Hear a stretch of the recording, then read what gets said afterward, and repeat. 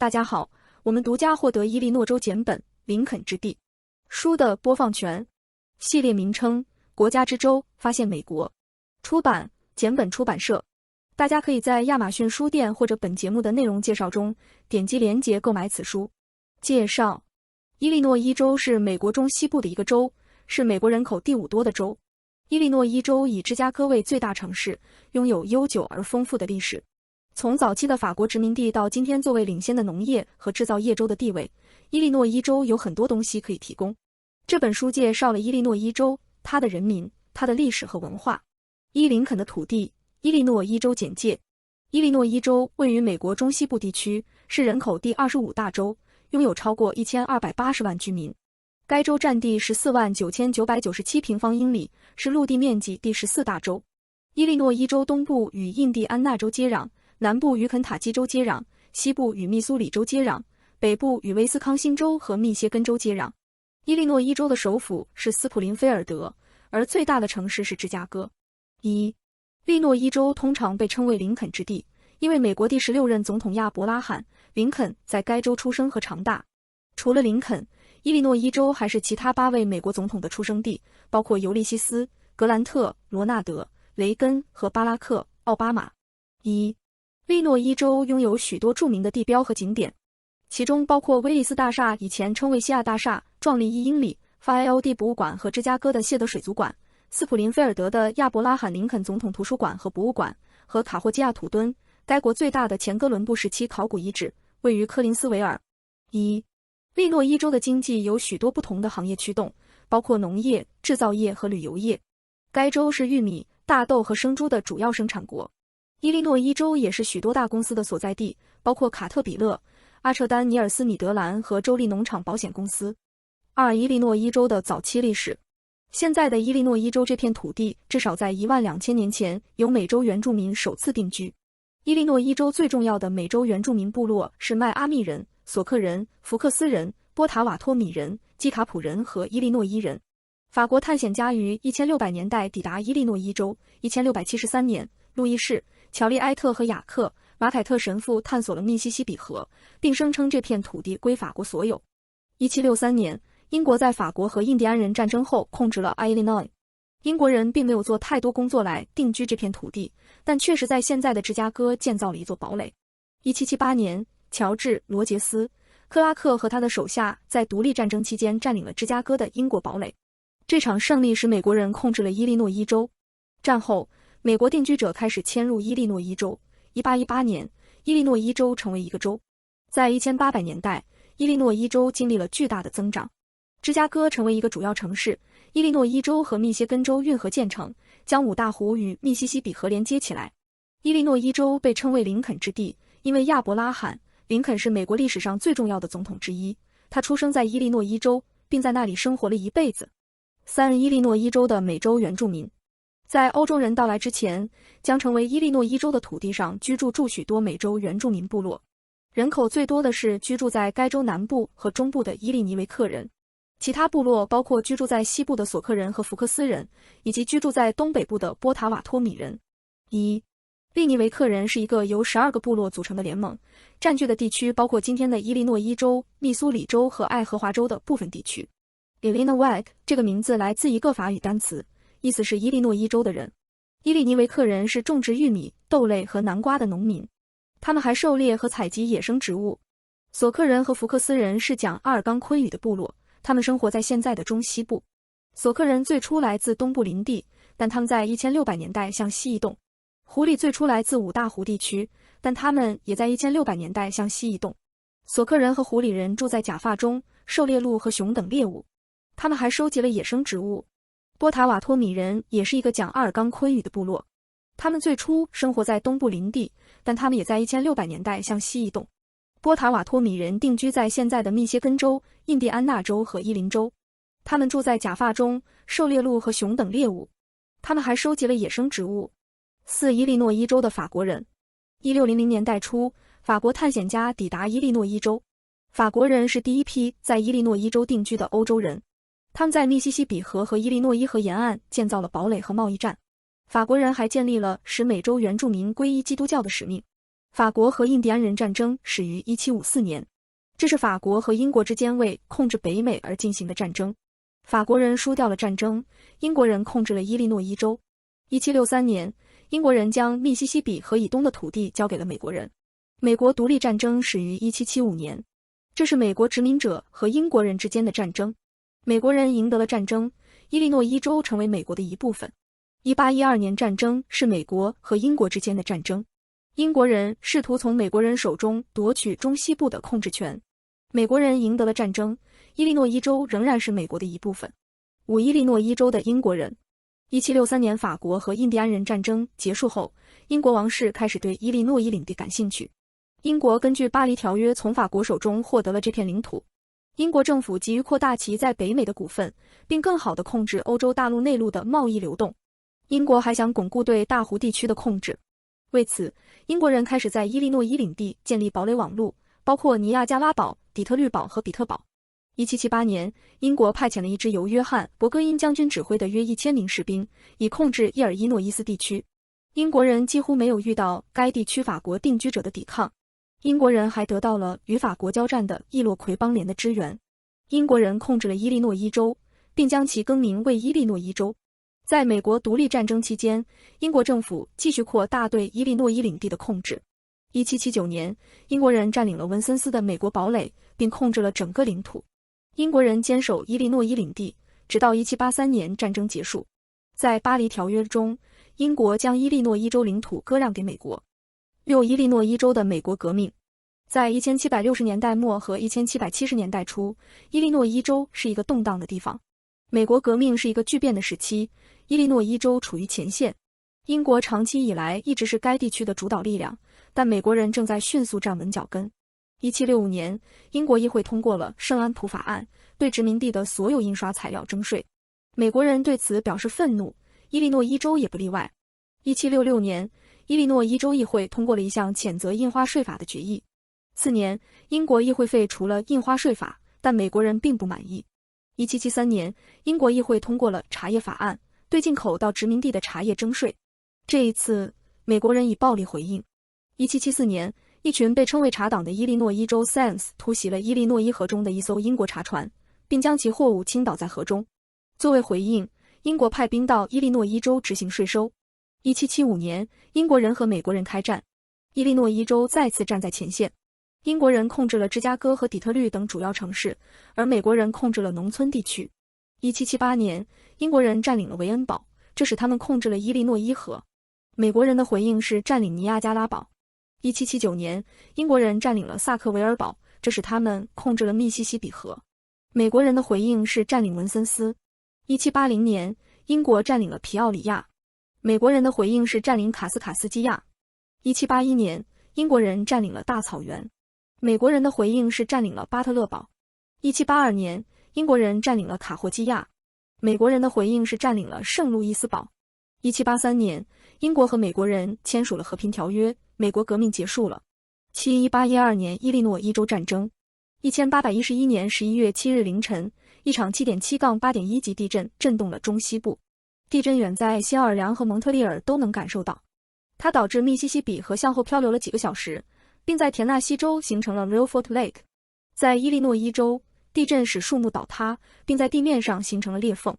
在接下来的几个月里，发生了一系列余震。新马德里地震是袭击落基山脉以东美国本土的最大地震，这也是中西部记录的第一次大地震。地震及其余震对该地区产生了重大影响，无论是在灾后还是长期。地震发生后立即造成了广泛的破坏，它推倒了树木，在地面上造成了裂缝，并损坏了建筑物。密西西比河倒流了几个小时，在田纳西州创建了 Reelfoot Lake。地震及其余震也引发了多起火灾。从长远来看，新马德里地震对该地区产生了重大影响。它改变了密西西比河的河道，创造了新的湖泊，并改变了景观。它还导致许多人迁出该地区。伊利诺伊州的黑鹰战争。1803年，美国从法国手中收购了路易士安那购买，使国家面积翻了一番。路易士安那购买包括密西西比河以西到落基山脉以及从墨西哥湾到加拿大边境的所有土地。刘易斯和克拉克探险队于1804年开始探索新领土。1818年，美国政府建立了伊利诺伊州，其中包括密西西比河和北纬41度以南的落基山脉之间的所有土地。利诺伊州的第一个永久性欧洲定居点是1682年建立的法国村庄卡斯卡斯基亚。伊利诺伊州于1818年12月3日成为一个州，成为加入联邦的第21个州。州首府是斯普林菲尔德，位于该州的中部。1800年代初是伊利诺伊州美洲原住民部落与迁入该州的定居者之间发生冲突的时期。这些冲突中最著名的是始于1832年的黑鹰战争。黑鹰是索克和福克斯部落的首领，他们被迫搬到爱荷华州的一个保留地。1832年春天，黑鹰和一群瓦里人渡过密西西比河进入伊利诺伊州，试图夺回家园。黑鹰战争于1832年8月结束，黑鹰被俘。他后来被移交给美国政府，并被送往密苏里州的一所监狱。旧墨西哥，美国伊利诺伊州的战争。当美国在1846年与墨西哥开战时，伊利诺伊州是一个年轻的州，人口刚刚超过40万。战争将在冲突期间和随后的几年中对国家产生重大影响。杜环战争，伊利诺伊州组建了5个步兵团、1个骑兵团和1个炮兵连，共有约7000名伊利诺伊州男子参加了美墨战争。该州还为其他州的其他单位提供了一些志愿者。伊利诺伊州最著名的士兵之一是尤利西斯·格兰特 （Ulysses S. Grant），他参加了战争，后来成为美国第18任总统。格兰特的战时经历将塑造他余生对战争和政治的看法。墨西哥美洲战争也对伊利诺伊州产生了经济影响。该州为联邦军队提供了大量的马匹和骡子，这有助于促进伊利诺伊州的经济。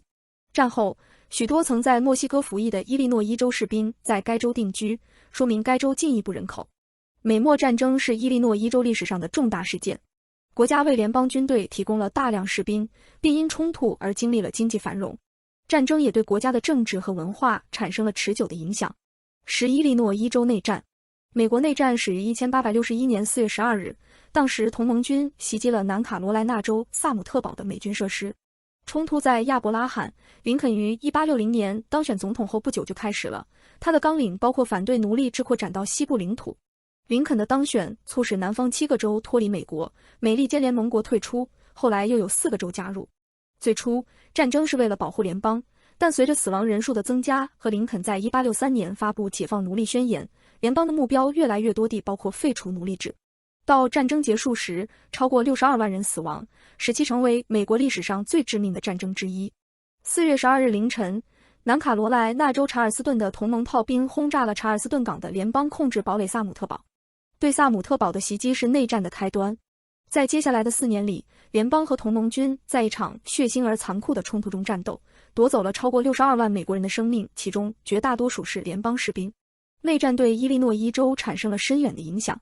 超过30万名伊利诺伊州男子在联邦军队服役，该州提供了联邦农业和制造业的很大一部分。此外，伊利诺伊州还是几场重要的内战战役的发生地，包括1862年的希洛战役和1864年的莫比尔湾战役。内战对伊利诺伊州产生了重大影响。国家向英尼军队提供了大量军队以及大量的农产品和制成品。伊利诺伊州也是几场重要战役的发生地，包括希洛战役和莫比尔湾战役。伊利诺伊州的重建时代。在南北战争的10年中，美国经历了一段重建时期。这一次的特点是联邦政府与各州的关系发生了重大变化，南方也发生了社会和经济变化。伊利诺伊州是受这些变化影响最大的北方州之一。内战对伊利诺伊州产生了深远的影响。该州在冲突中损失了12000多人，还有更多人受伤。伊利诺伊州的人口在 WAR 期间也显著增加，因为人们来到该州以逃避南方的战斗。战后，伊利诺伊州成为重建过程中的关键州。该州是大量非裔美国人的家园，他们被第13修正案从奴隶制中解放出来。伊利诺伊州也有大量的联邦士兵驻扎在其境内，因为该州被用作联邦军队的行动基地。伊利诺伊州的重建以许多变化为标志。该州的经济从农业转向工业，因为工厂和磨坊建在芝加哥等城市。该州还涌入了移民，他们来到新工厂工作。非裔美国人也大量移民到伊利诺伊州，试图逃离南方的种族主义和暴力。重建时代是伊利诺伊州发生巨大变化的时期。该州的经济和人口经历了转型，它与联邦政府的关系永远改变了。芝加哥的成长。芝加哥是伊利诺伊州最大的城市，也是美国第3大城市。它拥有超过270万人口，是中西部人口最多的城市。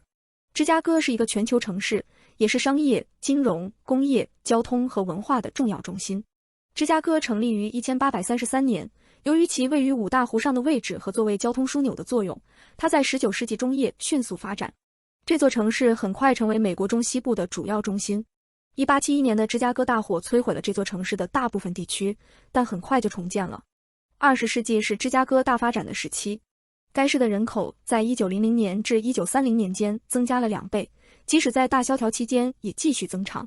伊利诺伊州和密歇根州运河的建设以及铁路的发展，使芝加哥成为主要的交通枢纽。这一点，加上其不断增长的工业和商业，使芝加哥成为世界上最大和最重要的城市之一。今天，芝加哥是一个全球城市，也是重要的工业、金融、交通和文化中心。它是许多世界知名博物馆、剧院和其他文化机构的所在地，也是世界上访问量最大的城市之一。1871年芝加哥大火。1871年的芝加哥大火是美国历史上最具破坏性的大火之一。大火始于1871年10月8日，并迅速蔓延到整个城市，烧毁了2000多座建筑物，使10多万人无家可归。大火摧毁了这座城市的大部分地区，包括许多最重要的地标。大火也对城市的建筑产生了持久的影响，因为火灾后重建的许多建筑物的设计都更加耐火。火灾还导致了新的消防技术和设备的发展，这有助于防止其他城市发生类似的灾难。1893年芝加哥世界博览会。1893年在芝加哥举行的世界博览会是为了庆祝克里斯托弗·哥伦布抵达新大陆400周年。该博览会也被称为哥伦比亚博览会，于1893年5月1日至10月30日举行。来自世界各地的2700多万人参加了展会。博览会在芝加哥南侧的686英亩土地上举行。主要的展览建筑是美术宫，里面收藏了来自世界各地的艺术品。博览会上的其他建筑包括制造和里贝拉尔艺术大楼、农业大楼和电力大楼。博览会上有许多景点，包括第一个摩天轮，它高200英尺，一次可容纳60人。还有音乐表演、游行和烟花。博览会取得了巨大的成功，它说明芝加哥成为主要城市。这也刺激了城市的发展，因为博览会的许多建筑和基础设施在博览会结束后仍然存在。伊利诺伊州的20世纪初。伊利诺伊州的20世纪初是一个繁荣和增长的时期。该州的人口在1900年至1920年间几乎翻了一番，其经济多样化并变得更加工业化。芝加哥成为领先的金融和商业中心，而皮奥里亚和迪凯特等下州城市则成为重要的制造业中心。伊利诺伊州也成为农业的领导者，拥有丰富的农田和大量玉米和大豆。20世纪初也是伊利诺伊州政治和社会改革的时期，该州就童工、工人赔偿和妇女选举权等问题颁布了进步立法。伊利诺伊州也处于民权运动的最前沿，艾达 ·B· 威尔斯 （Ida B. Wells） 和奥斯卡·德普里斯特 （Oscar de Priest） 等非裔美国人领导人物致力于结束种族隔离和歧视。伊利诺伊州的大萧条。在1930年代，美国1/4的工人失业。在伊利诺伊州，失业率达到37%。大萧条是许多伊利诺伊州家庭最艰难的时期，许多人失去了工作和家园。大萧条始于1929年10月，当时股市崩盘。崩盘是由许多因素引起的，包括生产过剩、需求下降和高利率。股市崩盘导致对商品和服务的需求下降，这种需求的减少导致了产量的减少。随着产量的减少，企业开始裁员。大萧条对不同经济部门的影响不同。建筑业是受打击最严重的行业之一，建筑工人是第一批失业的人之一。到1933年，伊利诺伊州的建筑业已经失去了60%的工人。农业部门也受到大萧条的沉重打击。1929年至1932年间，农产品价格下跌了50%。农产品价格的下降导致农业收入的减少，农民付不起工人的工资，因此许多农场工人失去了工作。大萧条也影响了制造业，制造业产出在1929年至1933年间下降了50%。产量的下降导致对制成品的需求减少，结果伊利诺伊州的许多法团关门大吉。大萧条对伊利诺伊州的家庭产生了重大影响，许多人失去了工作和家园，领取救济的人数急剧增加。1933年，伊利诺伊州每4个家庭中就有1个正在救济。大萧条也导致出生人数减少。伊利诺伊州的出生率从1929年的16.5千分号下降到1933年的12.5千分号。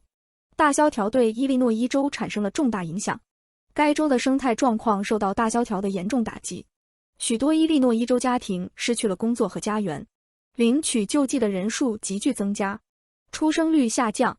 大萧条对许多伊利诺伊州家庭来说是一个艰难的时期。17伊利诺伊州的第二次世界大战。1940年，法国沦陷后，美国开始为战争的可能性做准备。伊利诺伊州是战争的重要组成部分，许多工厂和军事基地位于该州。1941年，美国在偷袭珍珠港后加入了第二次世界大战。伊利诺伊州是许多对战争很重要的军事基地和工厂的所在地。芝加哥是战争生产的主要中心，工厂生产坦克、弹药和其他物资。